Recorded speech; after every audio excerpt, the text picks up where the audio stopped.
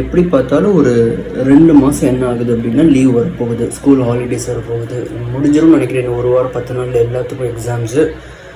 Academic difficulties இருந்துச்சு அப்படின்னா parents வந்து அதில் கான்சன்ட்ரேட் பண்ணி ஆகணும். அதில் வேறு ஒரு மாற்று கருத்து கிடையாது. அதை விட ரொம்ப முக்கியமான விஷயம் அவங்களோட ஸ்கில்லில் வந்து நம்ம ரொம்ப வேலை செஞ்சாகணும்.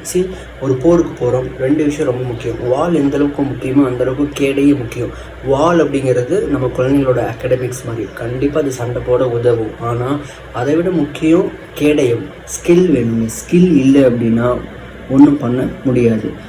ஸ்கில் அகாடமிக் இது ரெண்டும் எப்படி பிரிக்கலாம் அப்படின்னா, இந்த 60 நாளைக்கு எப்படி பிரிக்கலாம்னா, இந்த ஐபிஎல் மேட்செல்லாம் வந்து பார்த்திங்கன்னா ஒரு மேட்ச்சுக்கு ஒரு பவுலர் 4 ஓவர் தான் போட முடியும், அவ்வளோதான். அதுக்கப்புறம் அதை பார்த்திங்கன்னா போடக்கூடாது, போடவும் முடியாது. அதுபோல் அகாடமிக்ஸ் அப்படிங்கிறது 24 மணி நேரத்தில் ரொம்ப கம்மி மணி நேரம் தான், ஒரு 4 மணி நேரம் தான். அந்த 4 மணி நேரமே நம்ம டிவைட் பண்ணி தான் கொடுக்க முடியும். மீதி அவன் தூங்குறது போக மீதி எல்லா நேரமும் என்ன பண்ணுங்க அப்படின்னா அவங்களோட ஸ்கில்லில் வேலை செய்ய விடுங்க.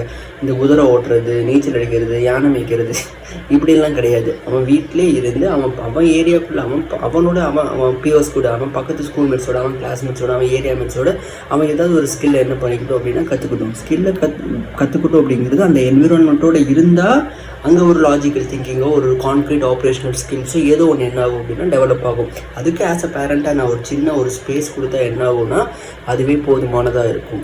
ஸோ இது 2 விஷயத்தை என்ன பண்ணுங்கன்னா, இந்த 2 மாதத்துக்கு ஒரு கோலாக என்ன பண்ணுங்கள், எடுத்துகிட்டு போகிறதுக்கு ட்ரை பண்ணுங்கள். கண்டிப்பாக ஜூனில் அதுக்கான ரிசல்ட்ஸ் வந்து உங்களுக்கு கிடைக்கும்.